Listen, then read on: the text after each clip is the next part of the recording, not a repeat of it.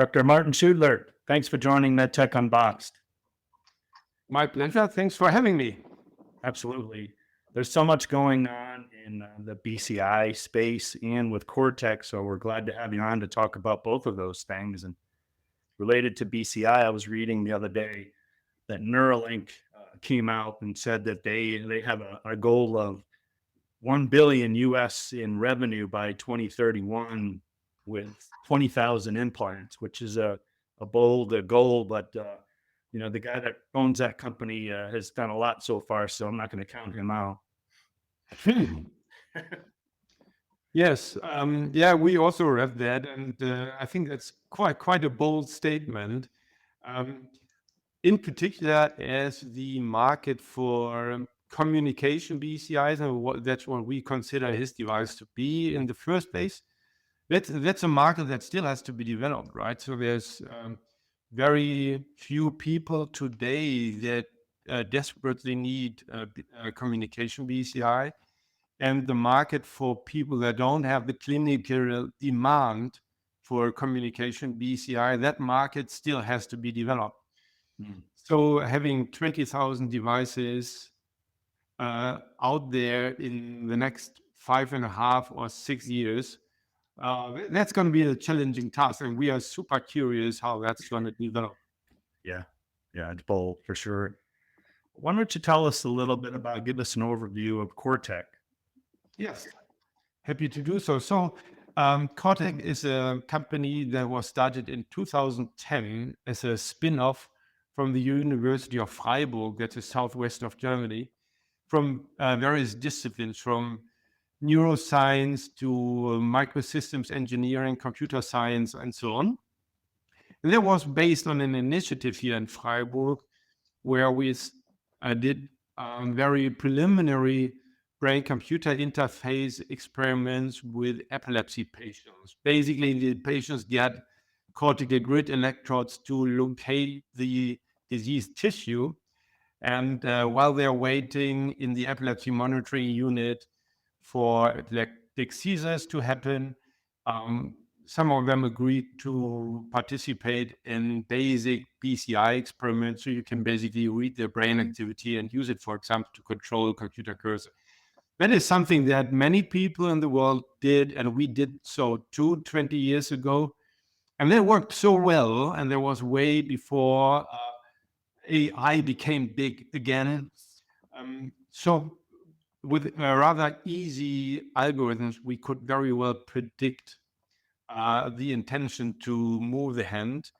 And that was really a key experiment. We said, that's if we could give those patients that are severely impaired an implant that would allow them to control their computers just by thought, that really would make a difference to them.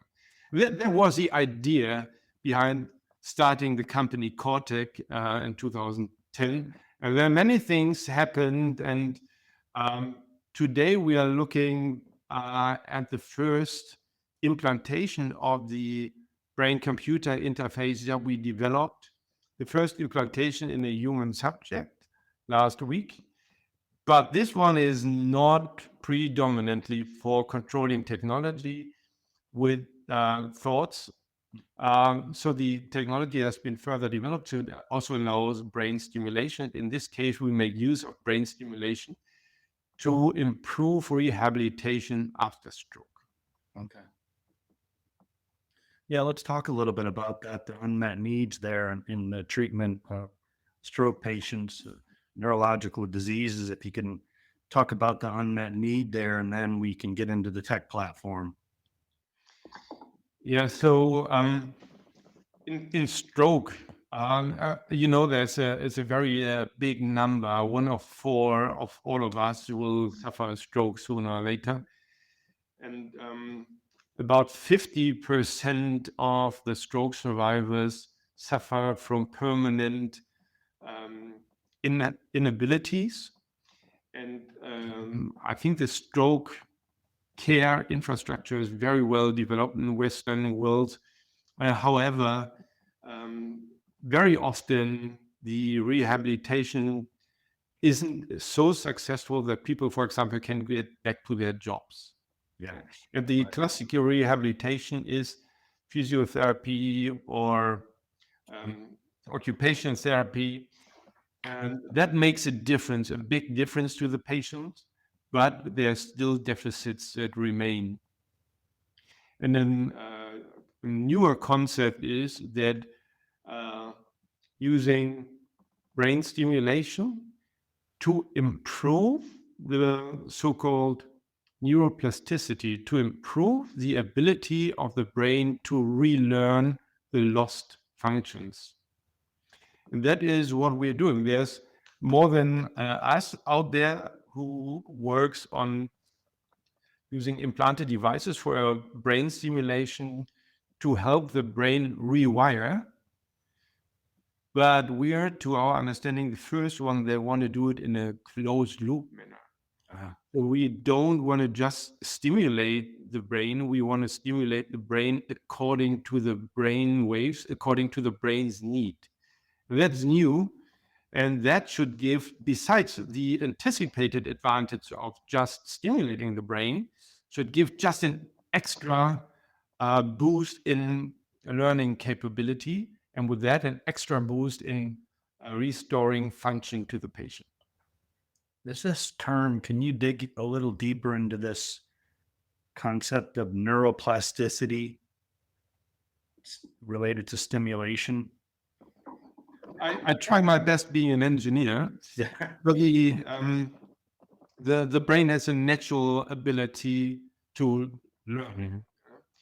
And of course, learning means new connections are formed in the brain, and the connections are actually strengthened or weakened, and how all those 90 billion nerve cells interact with each other. That's learning. That's adapting to situations. And after stroke, a part of the brain is damaged because by insufficient blood supply or by bleeding. And of course, part of the brain that's damaged causes deficits in whatever brain area is affected. In our cases, it's predominantly upper extremities that are then affected. Right. Neuroplasticity is now a concept, a biological concept that is increased automatically in stroke patient after stroke. So the body is prepared for a phase in which increased learning ability is required for better restoration. So that's a normal thing to happen.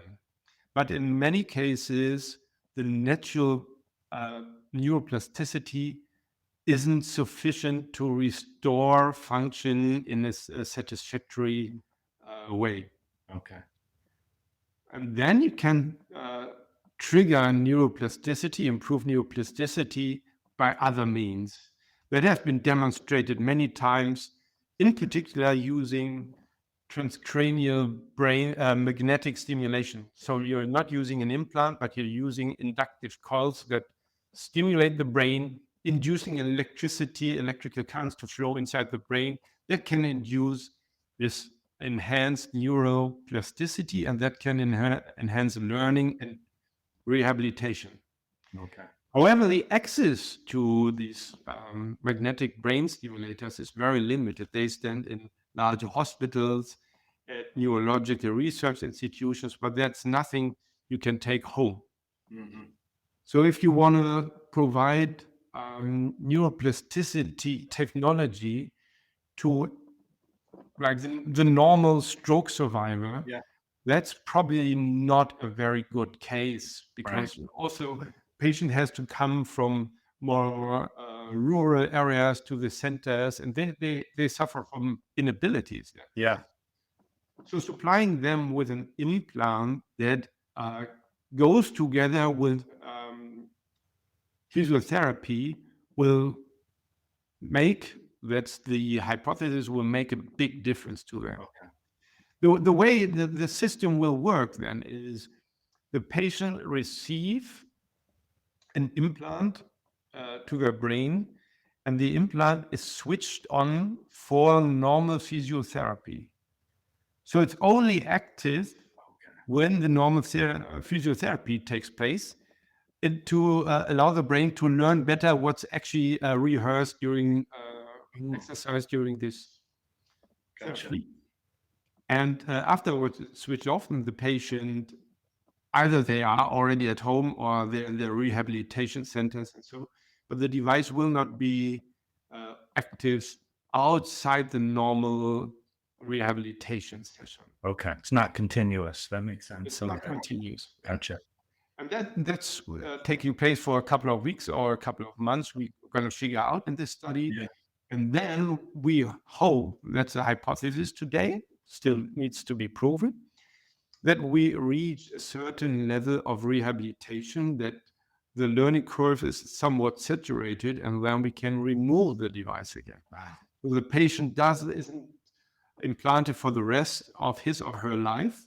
It is part of a rehabilitation process to have that implant, and then it's going to be removed again. Okay. Excellent. Thanks for going over the unmet needs in stroke care and this concept of neuroplasticity. I loved how you explained it. Can you share with us a little bit about the Cortech tech platform? Yes. So the Cortech implant is a platform technology that we call Cortech brain interchange. Yeah? And the name says it's interchanging information with the brain. It consists of electrical contacts that are as grids placed on the brain surface in a surgical procedure. And these grid electrodes are connected to an electronic unit that is to be implanted between the skull and the scalp. So the electronic is not in the brain, it's only the electrical contacts that sit on the surface of the brain. Okay. But the implant by its concept is really inspired by cochlear implant. It requires body external little transmitter that sticks to the skin that supplies wirelessly power to the implant and wirelessly communicates with the implant. So the person who is operating the implant will have a little knob sticking to the head, suspended by magnetic forces. This knob is then connected to a computing unit. That can be a small wearable computer. In many settings, it might be a laptop computer. It could be anything that can compute. So the concept is the device is constantly sensing brain signals, electrical brain signals, amplifies them, digitizes them, and sends them to the portable computer. The portable computer can then use that brain signals, process them, can control technology, can be used to, let's say, write a text on a computer screen, but it can as well use this brain information to take decisions on therapy. So like in our case with stroke, it tries to find the signature of the beta activity of the brain. It's a certain brain wave around 20 oscillations per second. If that's identified and it reaches a certain threshold, the algorithms send commands to the implanted device, which executes those as stimulation stimuli. So they deliver electrical pulses to the brain. So that's what we call closed loop, right? It sends this brain activity. The brain activity is analyzed. There's a need identified. This identified need leads to therapeutic doses, in this case, as an electrical current delivered to the brain. And while it's delivered, the brain is already monitored again, sees if that's been delivered successfully, if the result of the stimulation is what we anticipated, or do we have to deliver a little bit more next time or a little bit less, or use a different contact. So it's going continuously in closed loop, sensing and, if required, stimulation. Wow. Closed loop control. Closed loop control. Do you have a visual that you'd like to share to describe this? That's an illustration of the actual implant. In this case, it is an implant that we designed in particular to be applied for stroke.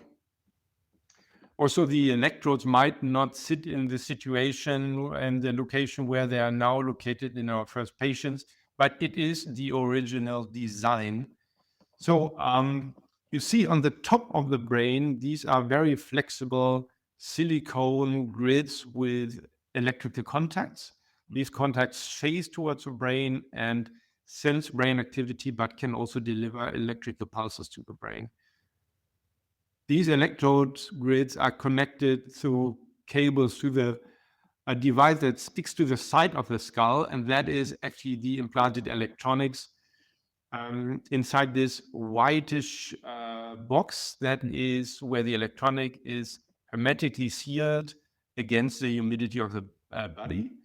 And you also see a golden copperish coil that is where inductively power is received. So that's where the device is supplied wirelessly with power. And in the middle of this coil, you see a gray disc.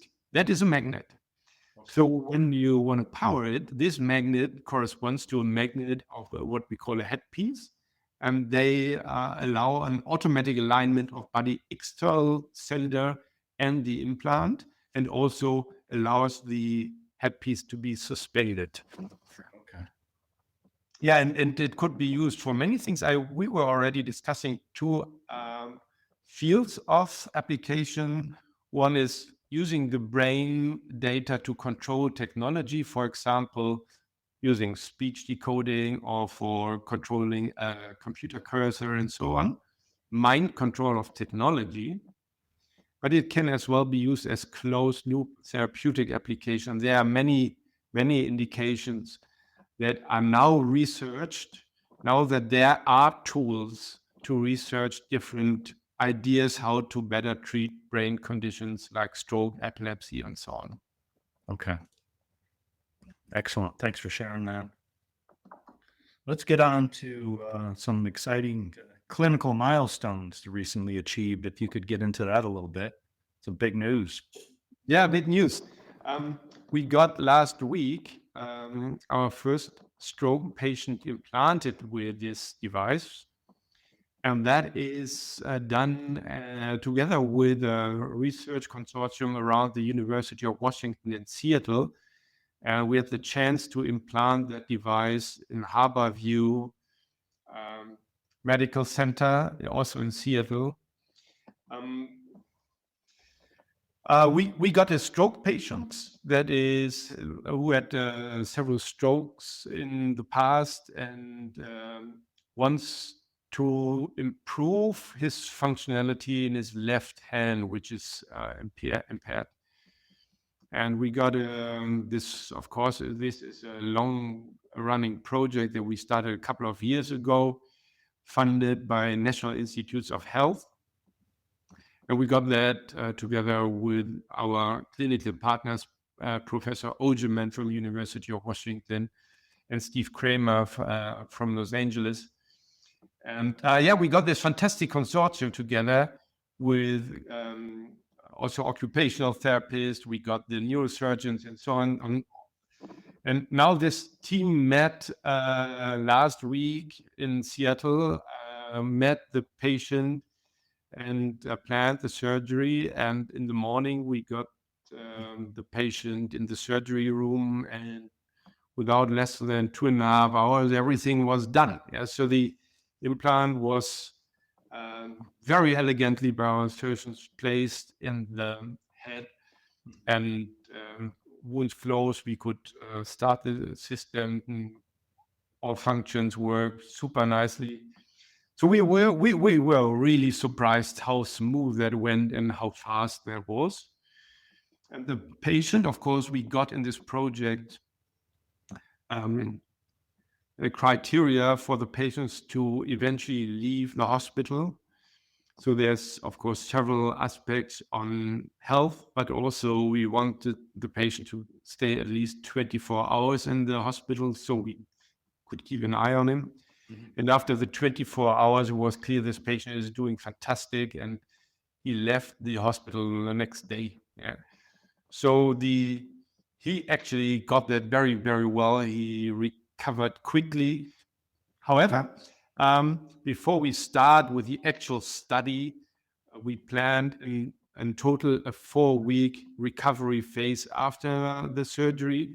And now we are 1 week into this 4 weeks recovery phase. So there's another 3 weeks before we switch on the device and start sorting out how the different contacts are placed and what are the right stimulation paradigms. And so 2 weeks, what we call calibration or warm-up phase before the actual rehabilitation stimulation phase begins. But it's super exciting and everything went so smooth. We are so grateful. And of course, so grateful that we got a very nice and very enthusiastic patient who wants to be a pioneer in this. Yeah, that's very exciting. And everybody Cortech must be very excited to follow the progress that's upcoming, right? I mean, just began. Absolutely. Yeah. There's a lot to keep up with over the course of the next several weeks, right? Absolutely, yes. And the study was approved, of course, by FDA as an investigational device exemption study, and they allowed us to do 4 patients. Okay. And these first 4 patients have a treatment of continuous brain stimulation during their rehabilitation sessions. And at the end of their implantation period, we have 2 weeks to work with on closed loop stimulation. So the first part is only a new device and continuous stimulation. We anticipate a very good progress with just stimulating the brain. But our real interest is how much better we can be when we actually do it closed loop. And for the first 4 patients, we are allowed to have a short test phase of 2 weeks at the end of the implantation period. And if that works well, we want to go for an amendment, going for another 8 patients in which we apply closed loop from the very beginning. Oh. So it's a 2-phase study, really. And all those is new and super exciting. Wow. I'm definitely going to be following the progress, especially as you go into the phase where you're implementing closed loop. Yes. Yeah. Okay. Well, thank you for giving us an update on that very exciting clinical milestone. We're looking forward to following it. And thanks for taking the time to join me today on MedTech Unboxed, Dr. Schuttler. Absolutely my pleasure. Thank you so much. Okay. Bye-bye.